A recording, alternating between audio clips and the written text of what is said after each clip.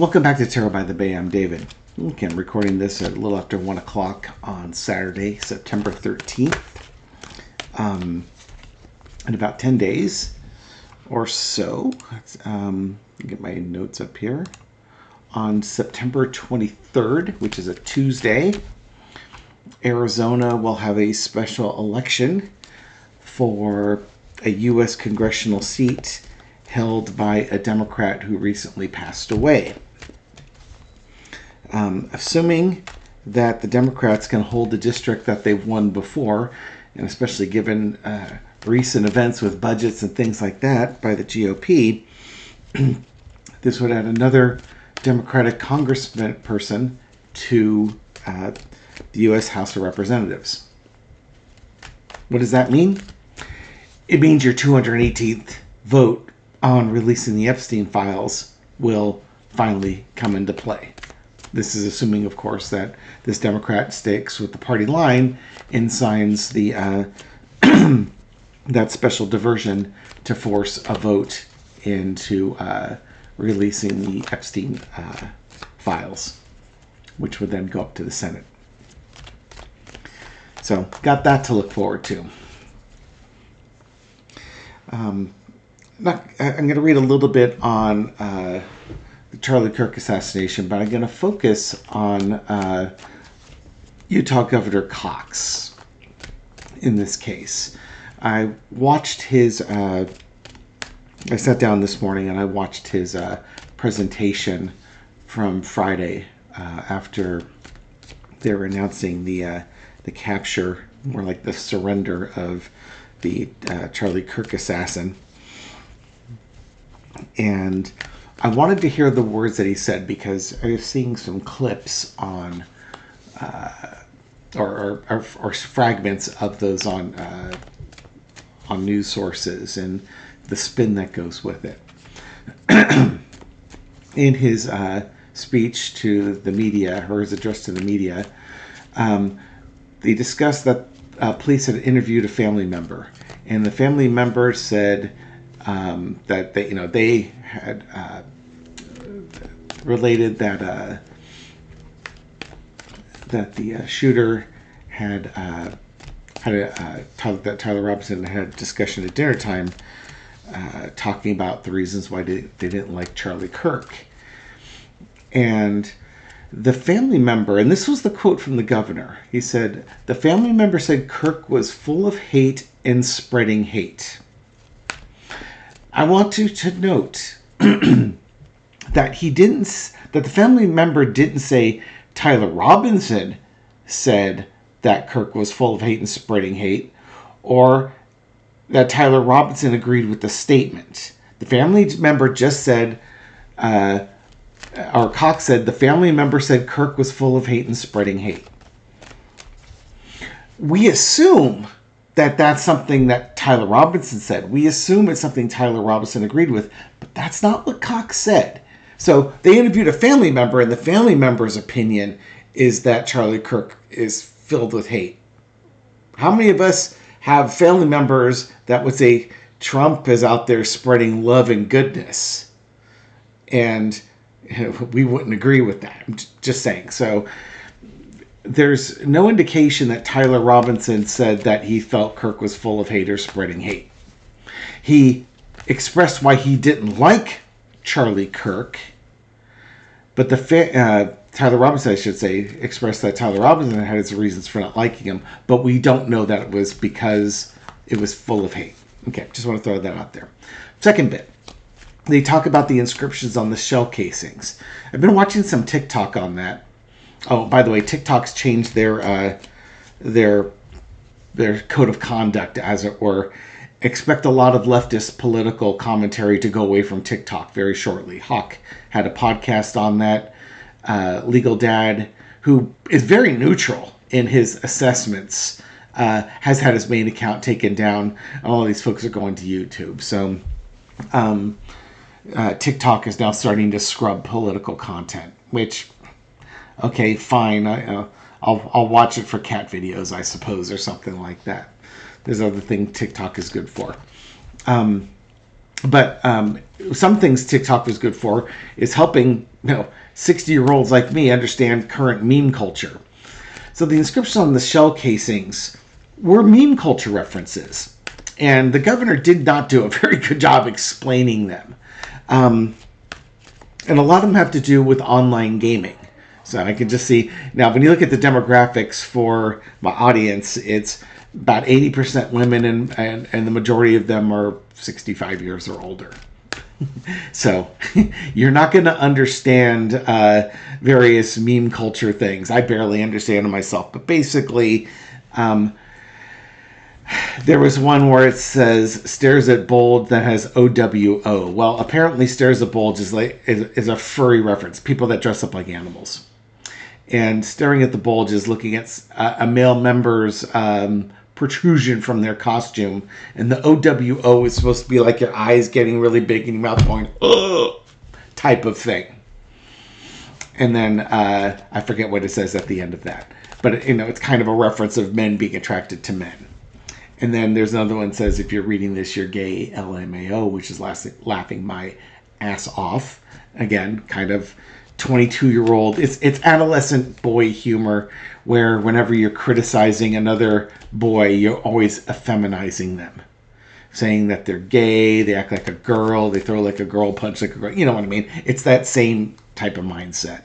Another one was like a little code for dropping a 500-kilogram bomb or something like that in a war simulation game.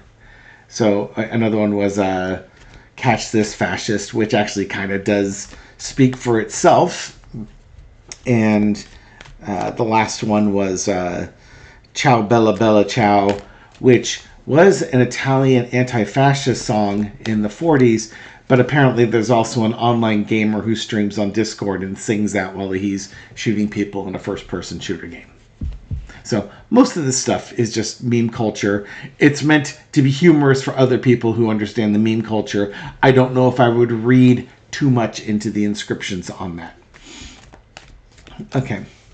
Now, the interesting part was Cox saying that this shooting was an attack on the American experiment on American ideals. And this attack inhibits expressing ideas even with those that disagree with you. Okay, I could see that. For 48 hours, he said he was angry as he's ever been, sad as he's ever been. Then he said, I thought about something Charlie Kirk had said.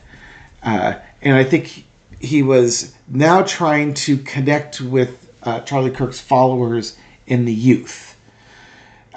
He said, words are not violent. It's when people stop talking, that's when the violence begins. The weak cannot forgive. Only the strong can forgive. So he's trying to reach out to Charlie Kirk's followers to say, hey, you need to be strong and forgive people as opposed to being weak. Like Trump always insults people for being weak. He then said, words are not violence. Violence is violence. Which, well, that's true. But I wanted to note that there was no mention on how words can incite people to commit violence. Sticks and stones may break my bones, but words will never hurt me. Oh, words can cut really deep. And they can absolutely provoke people into violence. And I think he is underplaying that. He's trying to basically say Charlie Kirk didn't do anything wrong. He was just using words. And this young man, Tyler here, he went to violence. So let's not do what Tyler did. But you know what? There's no condemnation or ownership of what Charlie Kirk did to contribute to the fire. He's throwing gasoline on the fire, just like Trump's throwing gasoline on the fire. And the fact that somebody took one of the flaming logs and hit him upside the head with it doesn't mean that Charlie Kirk is innocent in all this. And then the most cringy part of Cox's statement was, it's cringy only if you look at the words, but if you're trying to understand what he's trying to do with, which is connecting with the folks in Utah, it makes a little more sense. For 33 hours, I was praying it wasn't one of us. I was praying it was somebody from a different state or a different country, but my prayers were not answered. And he was praying for that to make it easier to say that we don't do that here. So he's trying to connect with Utahns to say that, we'd like to think that all this violence happens outside of our state, but we have to acknowledge that this violence happened within our state by somebody who grew up within our state. In other words, you can't blame the stranger. You have to accept responsibility. It sounds bad leading into it, but again, if you understand, he's trying to say we need to accept responsibility. We can't blame somebody else. We can't blame the blue-haired person from California or the illegal immigrant from Venezuela from coming in here and doing this. We have to own this one. Then he wanted to praise Utah. Instead of hitting with the stick, he gives him a carrot. How did the Utahns react? There was no violence, but vigils. And then he went on to say, this is a turning point for us. The choice is ours. How do we react to it is our own choice. Good. He then went on to say that social media is a cancer.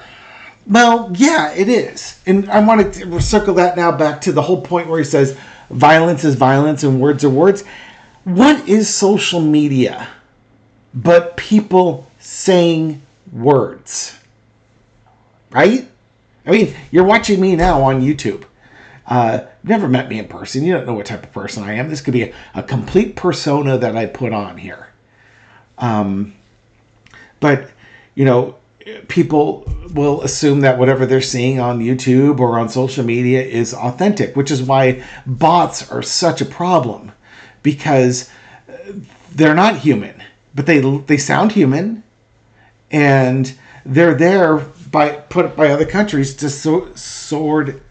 sow discord, cause problems, turn up the temperature, get us fighting with each other, weakening this country.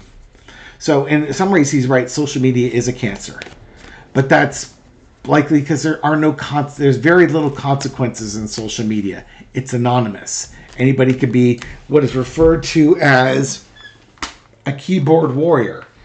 You see something you don't like. Normally in real life, you might just ignore it or laugh it off, but on your keyboard behind a computer screen, you might type the meanest, nastiest, most vile thing you can think of because there's no consequences for it. So his only message is be better than that. But I do think that he needs to rethink his whole words thing. Words matter. They matter a lot. So everything was going great. Then he went on the news circuit on Saturday and said that Robinson was deeply indoctrinated in leftist ideology. Really? He grew up in a Mormon family under Republican parents who voted for Trump and were MAGA. I have to correct one thing. A number of stories I read said that father was involved in law enforcement. That may or may not be true. The father was doing a business and selling kitchen counters. Mom's apparently a social worker. But gun culture was very prominent in their household. He went to a university in Utah State, I believe it was. He went for one semester. By the way, and that semester, it's one semester, only one, and he dropped out after that. That university is one of the most conservative universities in the country. It's ranked in the top 10 as far as conservative, non-theological type universities. So it's not a Catholic school. It's a university, and it's in the top 10 for conservatism. I doubt he picked up left-wing radical ideas there. Seems unlikely. It's not like, as one TikToker pointed out, it's not like he was a sociology major at Berkeley. You know what I mean? If you're going to say you're going to get radicalized, where'd you go to school? I was a social major at Berkeley. Okay, believable. Nobody's going to think, yeah, I became this true conservative. Where'd you go to school? I was a sociology major at Berkeley. Yeah, nobody's really buying into that. So you get what I mean. It's like, no, he went to electrician school, Dixie something or another school for the trades. Yeah, the trades are just full of liberals, blue collar working liberals. That's just, it's a bastion of it. My son's looking at trade schools. He also did airsoft, and airsoft is running around with replica assault rifles that shoot BBs. You know, you wear facial protection and stuff like that. But a lot of the young men running around playing that game are very, very conservative MAGA types. My son is not, and I get to hear stories about that. But you know, that's just kind of the culture. Cox was doing great, and then he went on TV and he started to undermine himself. Again, there's no indication that Robinson was leftist, other than Charlie Kirk was killed. And there was some stuff inscribed on bullets that we don't really fully understand yet. There's reports on the internet that he was a groyper, which is the first time I've heard that term. A groyper is referencing to those folks who follow another ultra right-wing personality in the form of Nick Fuentes, who's had lunch with Trump, by the way. And Nick Fuentes and his group had a falling out with Charlie Kirk, and they feel Charlie Kirk is way too moderate and not extremist enough for their likings. Basically, the groypers are right on the fringe of neo-Nazis type of thing. There was a picture of Tyler dressed up in a sweat outfit, mimicking a cartoon character that was usurped by groypers called Pepe the Frog. So it just seems more likely he was on the far right, but we don't know that yet. Those details will come out. Now, the other thing Cox said was that made a quote from Charlie Kirk.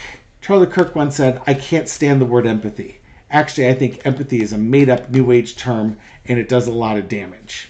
He said that on his show on October 12, 2022. But he did say that he thought of empathy as very effective when it comes to politics, and that he preferred sympathy over empathy. So I went to my friend Google. Difference between sympathy and empathy.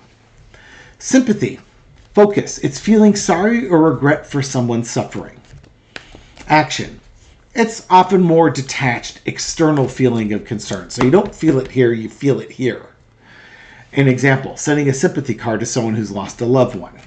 Okay? That was nice. You close the one to get a sympathy card. Oh, that's really nice. Empathy. Focus. Acknowledging and understanding another person's emotions and suffering through emotional resonance by putting yourself in their place. Experiencing a shared emotion and a deeper connection. Saying to a friend who's getting a divorce, "I'll be here for you through it all." As you imagine, as the person with empathy tries to imagine what their friend is going through. So sympathy is the acknowledgement of a problem, but you're more in the brain than that. Empathy is more coming from the heart. Then I wanted to look up a third one, which was compassion. Compassion is the combination of sympathy and empathy. The focus is to the desire to alleviate suffering. It encompasses sympathy and empathy, but it goes further. So it's taking, I feel sorry, I should do something. I feel it. Now let's get together and do something about it. It moves you to take action to help someone. Example, not just feeling bad for a friend who lost a loved one or understanding their pain, but showing up to help them move or taking concrete steps to improve their situation. And that's kind of where we need to go with it. I think Governor Cox was trying to prod people in that direction, but he undermines himself with his own words. All right. Nothing like a 20-minute intro. Are there actually any tarot readings going on in this? I want to look at the current state of... this is just going to be a reading on Governor Cox. I was thinking I might do it on MAGA and non-MAGA feelings on this, but let's just focus right now on this one leader here and where he is in this whole spectrum of feelings about what's going on with Charlie Kirk. You know, he's reaching out, trying to calm people. He's trying to connect with them, trying to take down the temperature, and then saying, you know, we have a choice. We can continue down this path of violence, or we can take an off-ramp and try and cool things down. In contrast with Trump, who's blaming the leftists for everything. So, come on down. Let's take a look. Governor Cox, what is going on with this guy? Page of Pentacles. He's trying to offer up a new idea, new values. because he feels like we're trapped in a cycle. Break free of your bonds. You can do this. He was especially reaching out to young people in this. He's reaching out to young people saying, you don't have to be trapped in this hell that we've made. You can undo it and have a different future.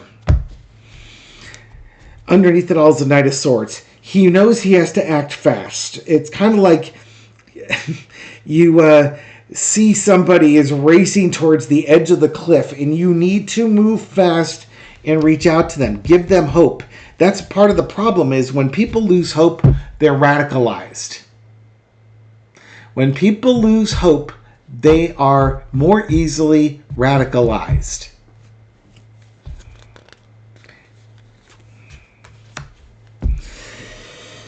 In the past, the Four of Coins. Holding on to values, but I think it's isolationism. If we're looking at his message, I think what he's seeing is that you have two very distinct camps that are being formed in here. And again, troll bots and things along those lines, violent rhetoric in from politicians amplified by media, social media and traditional media, are forming camps where we're not willing to listen to the ideas of others. Now, I'm going to pause there for a second. It's fine to listen to the idea of others, but we do not need to listen to Nazis, as an example. I forget the terminology for that one. Hang on, let's see if I can find it. My wife coming through for the win here. Paradox of tolerance. And the paradox of tolerance states that if a society is tolerant without limit, its ability to be tolerant will eventually be destroyed by the intolerant. This was first brought up by the philosopher Karl Popper in his 1945 book, The Open Society and Its Enemies. The paradox argues that for a tolerant society to survive, it must, in the name of tolerance, be intolerant of intolerance. Okay. But you get the idea.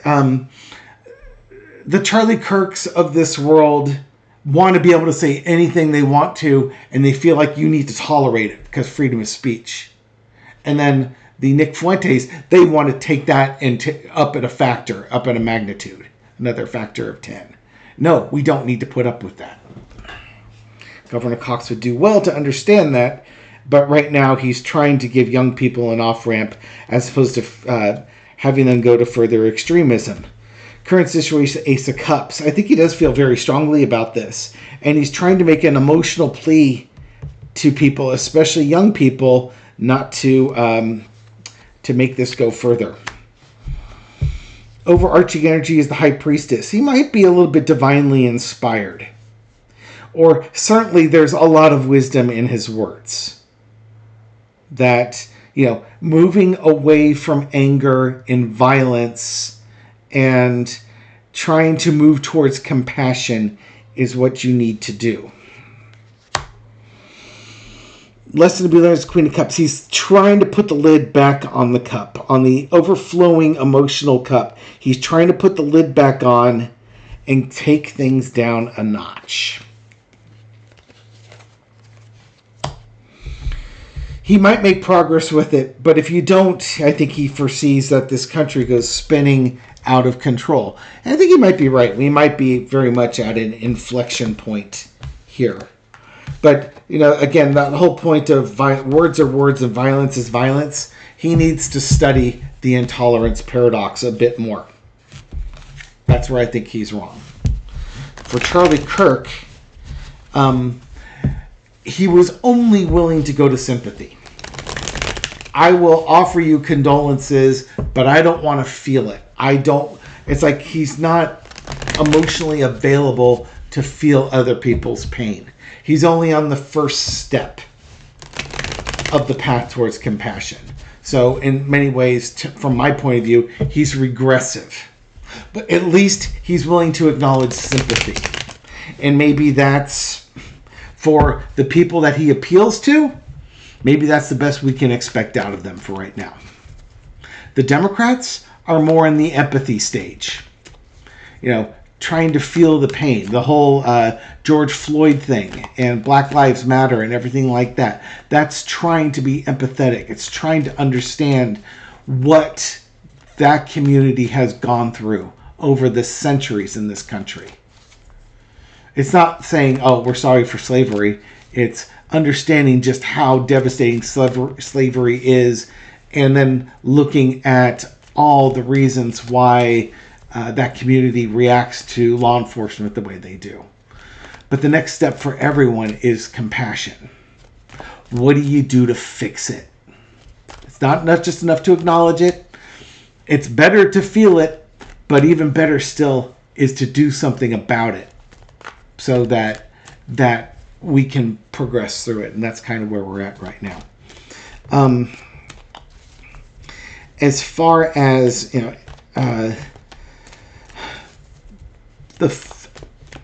let's focus on right-wing media, shall we? Will right-wing media continue to try and vilify the shooter or the left rather than heed Governor Cox's advice? And I realize this is a dumb question. I don't need to really throw on it, but it's all about money, and I expect to see the coin cards come up. Lover's card.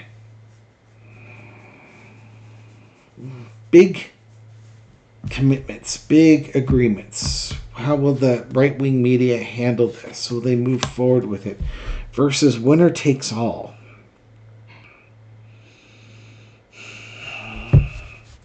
In the fighting. They absolutely could. Right-wing media. Notice I'm not focusing on left-wing media. I'm focusing on right-wing media here.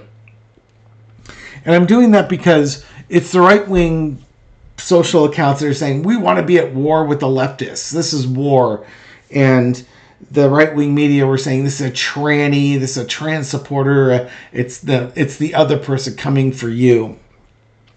And, it turns out to be a conservative white kid, young man from a Mormon family in a red state, in a red household, and it doesn't fit any of the check boxes that they want to blame the boogeyman on the left. They can absolutely take this down a notch. The problem is Five of Swords. They know if they do, that their viewers, who treat news like heroin, will go to OAN or Newsmax, the more extreme ones, who will pick up their viewers, just like they did when they called Arizona for Biden in 2020. They started losing a bunch of viewers. They want the turmoil. They want the chaos. It's good for business. They have control over the turmoil and the chaos. In the past, you got the Knight of Swords. Again, Governor Cox reaching out and saying we're at a turning point here. This is also a conservative media understanding they're at a turning point. But they've been backing a different horse. Current situation is the Empress. Conservative media could do things that's best for the country. The problem is, I think they're doing things that are best for themselves. There it is. Why? Because the almighty buck has spoken. Plus, if you keep repeating the things that infuriate people and get them racing to your channel, they keep coming back. The hedge is about return visits. Don't learn the lesson, keep returning. Why would the media companies are making money hands over fist for stuff like this? Why would they do that? Now, again, this is media. I mean, I'm not a conservative news source by any means, but I'm sharing the news with you and doing interpretations of it. Since Charlie Kirk has been shot, I've had a number of subscribers, especially when there's turmoil in the country, but I've had a lot of subscribers join the channel. Thank you very much. I appreciate it. Which means more people are viewing these videos, which means more money is coming in, which means that I'm more compelled to want to read on stuff like this. So you can see the circle here. What I'm trying to do, though, is give insight into it, but I also want to take the temperature down and not have people assume things. It's easy to clutch your pearls and get angry and pound your fist on the table and say, we need to do this, we need to go to war. It's like, no, we don't. We need to take the temperature down. We really do. It's like we want to get past this. Nobody here, pretty much nobody watching this channel, wants to endure this. We want this in our rearview mirror. But the problem is, in order to get there, it's going to take some forgiving on our part. And right now, it's just, a lot of people aren't in the very forgiving mood. They're tired. They're angry. And they feel like they've done a lot of forgiving and they get nothing but ridicule and sneered at for it. I understand that. Not to quote Charlie Kirk, but yeah, only the strong can forgive. The weak just revel in their vengeance. Take that for what it's worth. Oh, by the way, forgiveness doesn't mean you have to forget. It just means you're not going to let it consume you.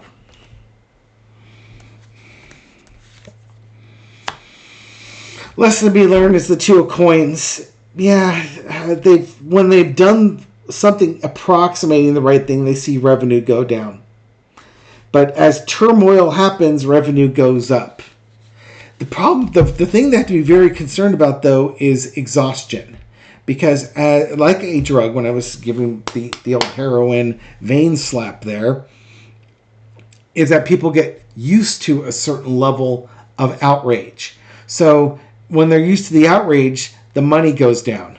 So now you have to create bigger outrage to get more money to get things up again. Stir the pot even more. Outcome, the Six of Wands. This isn't about leadership. This is about eyeballs. Look at me, look at me, look at me. I'm the news leader here. I'm giving you the news that you want. Remember the time? There was a time, once upon a time, where reporters reported the news. And now it just seems like with this media, the reporters want to create the news. They want to be the news. That's not all reporters, but in that world of advertiser-driven dollars and such, the conservative media, and this is true of this is true of the far left media too. They have to generate fear. Fear generates people coming back for more, and it's more money. Whether it's your MSNBC or your Fox News, it's the same thing. The only difference I could see once upon a time when watching certain shows like Rachel Maddow on MSNBC was they could at least take some facts and put together a pathway, stepping stones, connecting the facts in such a way that it made logical sense. When I try to watch the right-wing media, I see they'll mention incidents, but then they don't factually connect the incidents. They emotionally connect them. And the scientist in me gets driven nuts when I watch that because it's not a logical progression. There's a lot of fallacy in there. Logic leaps, as they call them. Okay. The U.S. consciousness in general. Will the killing of Charlie Kirk give the U.S. as a whole, its consciousness, a shift towards compassion? I would say a regression, or a regression towards anarchy, I guess. King of Cups. That's the card of compassion. The emotionally stable leader. And I guess that's the problem. And until we have an emotionally stable leader, if we have an emotionally unstable leader, he needs to leave. And it's like the conspiracy to get this guy to leave, to put things down. So will we move to compassion? Not yet. We don't have the right leader in place. When we have the right leader in place, you kind of have to start working at undoing all the conspiracy theories and such things as that. So that's part of the problem. Right now we've got a leader who revels in conspiracy theory and secrets, and until he leaves, the temperature is going to stay high. In the past, we had the Queen of Wands. We had this is the person who's supposed to be in charge right now. The woman looking forward and taking action on that one, but we didn't get that. We've got this guy still.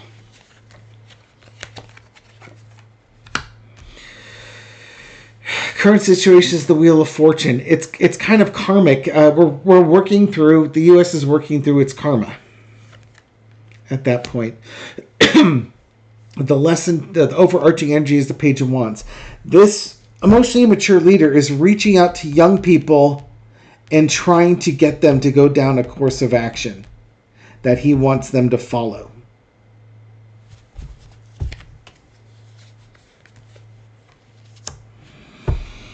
The lesson to be learned is the Star card, the best of America, the calm after the storm.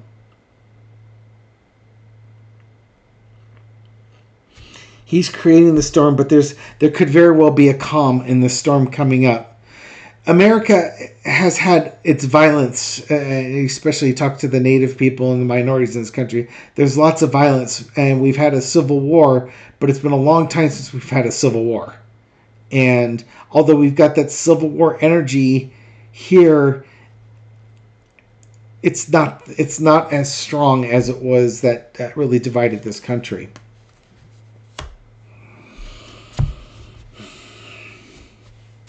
The outcome is the Two of Coins. How long can he keep this up?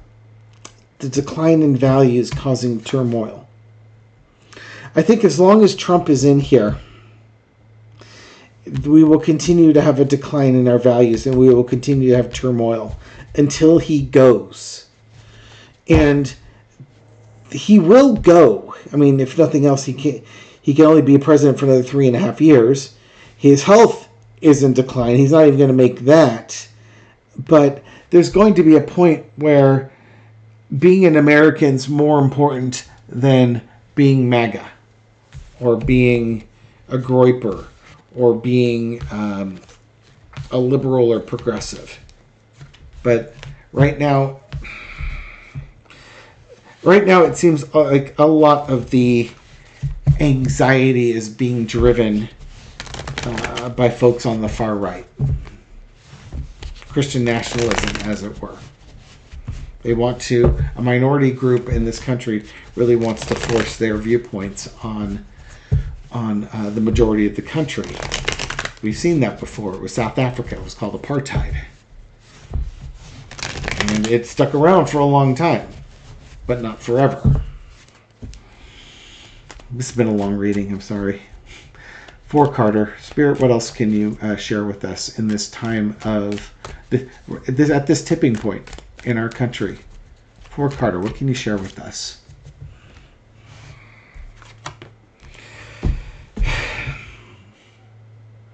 Sympathy, empathy, compassion, charity, and generosity. Be kind to other people. It's the wise thing to do. It's the divine feminine. Time of the divine feminine. We're not trapped here. We don't have to be stuck. We can set ourselves free. And only the strong can forgive. Well, I'm glad I threw that one. The strong can forgive. And when you can forgive, you can have compassion. It's the wise thing to do. You don't have to live in the past. You're not stuck in the past. You can be free of that and move forward. Thank you, everyone, for watching this video and supporting my channel. I appreciate it.